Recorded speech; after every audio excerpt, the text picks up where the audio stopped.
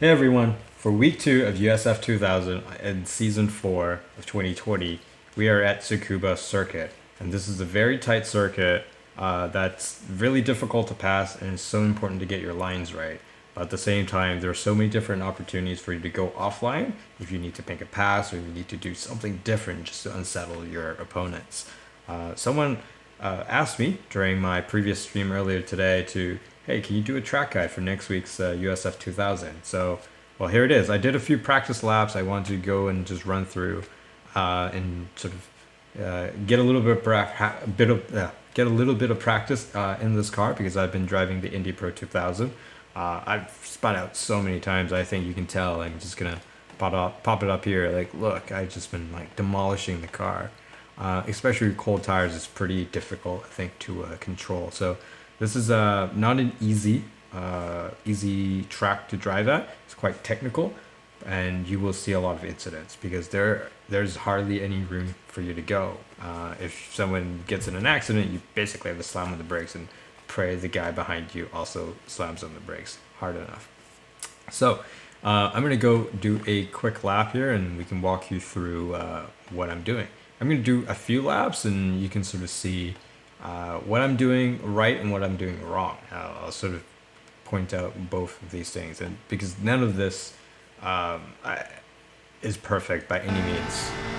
So, turn one, I usually, you see this little slight incline when you go up the hill, like in the middle of that, I usually start braking. That's when your front tires sort of load up with your weight of with your car, and this is actually a good time for you to brake because you actually get a little bit more braking power. And then you can start rotating the car. And in this case, I actually don't rotate the car enough, but I had to get on the throttle a little bit late. So I trail brake, I get on the throttle around here, which is slightly later than what I would like, but at least I'm hitting the apex. And you slowly step on the throttle as you get out, and then you can actually just straight line this chicane here. These curbs tend to be pretty flat. Just avoid this little pit though on the left of that curb. You don't want to trap your tires there. And then likewise, you want to stay on the red and white. But as soon as your right tire hits around here, that's when you start braking. And you'll see that this turn is banked. You want to be on the right, not on the right side. You want to be on the correct side, which is the left side. And you want to be on the inside of that banking, because this banking really helps you rotate the car, or at least carry a bit of speed. And what I'm doing here is trail brake in, gas out. And in here, I actually don't brake, I lift. I lift and turn at the same time, basically.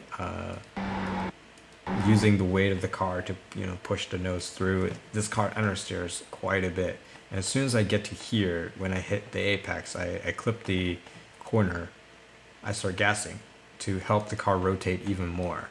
And then by now I should be full throttle. I should be looking right here where the exit is, because I need to quickly steer back onto the left hand side. And if you don't do it early enough, you might run out of space. This is a very tight left-hander. I mean, despite what it looks like, it's probably the widest part of this track, but you're carrying a lot of speed here and you're barely getting just enough room. And then you want to lean right back to the left side really, really quickly. And then if you need to, get on the green stuff. If you're a little bit more risk averse, stay on the tarmac, but be on the left side as much as you can and straight line into that corner and brake. Again, you'll notice that this is a banked turn, so what you will see is that there's a slight hump.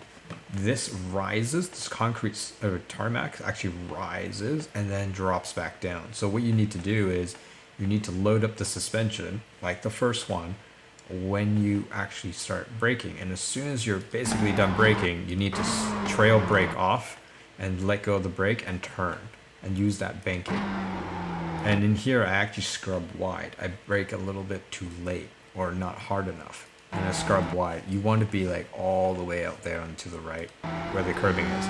but and then you get on the throttle to help you rotate. This is one of the 2 longer straights. And then as soon as you get to around, I would say when you enter the turn, maybe around the blue stuff here, you start braking.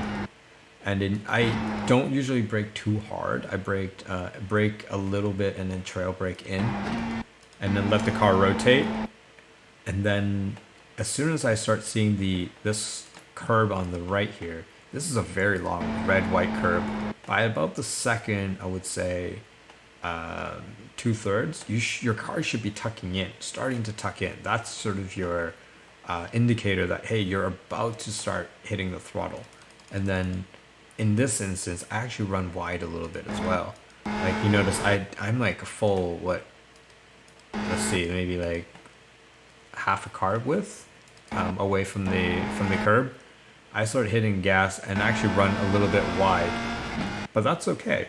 All this green stuff is legal as well, and you run a little bit wide as long as you don't do what I'm doing right now, which is sit right there in the middle between the green stuff and the tarmac. This is actually really bad because your car actually bottoms out. You can hear it. So let's see what I'm doing in my next lap.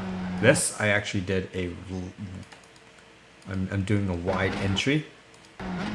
So if somebody is here defending, for example, on the right hand side, then I can do something like this where I can do a really late apex and use the throttle to rotate and be able to get on the gas. This one I didn't do so well, but I was too impatient. But oh yeah, this is what I wanted to show you as well. If you get on the brakes here, that's great, you get on the brakes.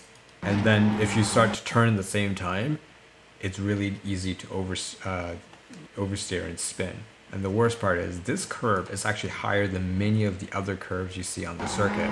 So the moment you hit it, you're gonna hit a bit of a rise and you're gonna spin. So I typically like to avoid this one. It's a bit higher than the rest.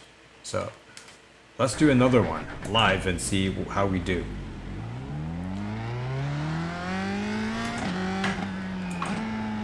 Cold tires, so we're not going to get some blazing fast times here today, but let's get through the basics.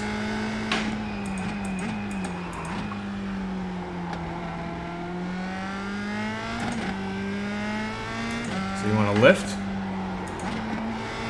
and if sometimes I would actually downshift as well. Brake. Get really tight, gas, gas, gas, gas. You want to get on the gas as early as you can, but of course, mindful of not running out of track.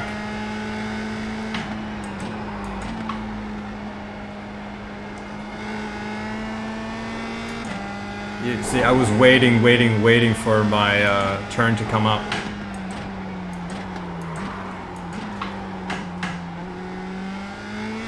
I messed up that corner. I ran super deep.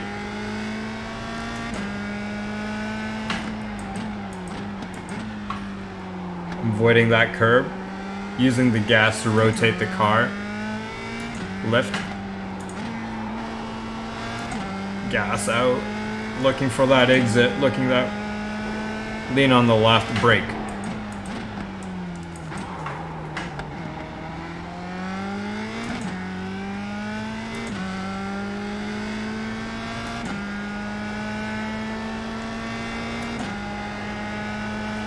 Brake, light throttle, steady throttle, gas.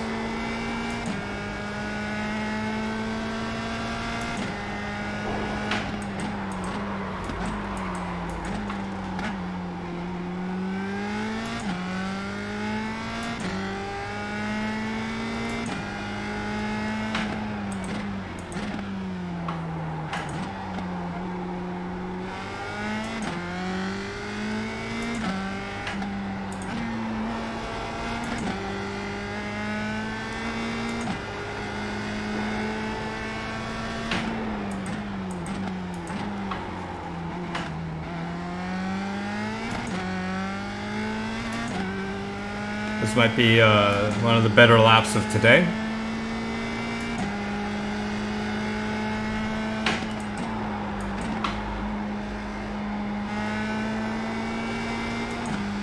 As the tires warm up, you can dare to be a little bit later on the brakes.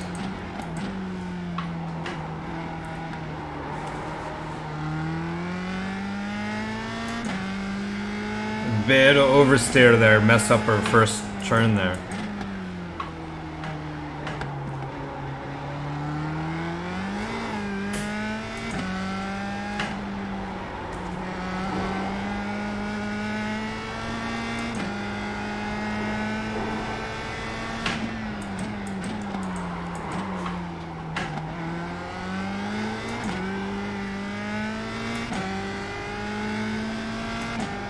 Yeah, so there you have it. I'm gonna keep practicing, but I think the most important thing on this track is really making sure that you're patient,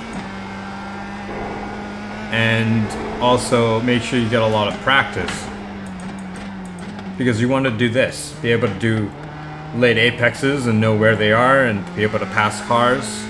You need to know where the grip is on all the parts of this circuit, like even if it's this one. Because what you need to do is avoid incidents. The track is so tight. If you're running offline, what happens when you brake, where the grip is? So keep doing that, and then finally you'll also realize that because this car is fully loaded with fuel when you start the race, as you have more and more fuel usage, as you can tell, I'm just using up so much fuel as I'm practicing, that eventually you'll find that the car handles a lot better. This is a very tight, twisty track. That means weight actually makes a huge difference. So not only are your tires warmed up, but eventually you're gonna have a light fuel load, and your car is gonna feel so much better. That said, when you jump into a new car for the start of a new race, you have to remember that with cold tires, your car is not going to handle like, you know, how you practice or by the end of your practice. So keep that in mind with cold tires. Be careful on turn 1 and lap 1, and you should be golden, because I think a lot of people have a lot of incidents here. You're going to be able to do very well if you just stay clear of incidents. So again, thank you again for watching. Really appreciate your support as always. And if there's any comments, please let me know how you're doing, how you're coping with the track. If you see any lines that you recommend I go and try, please let me know as well.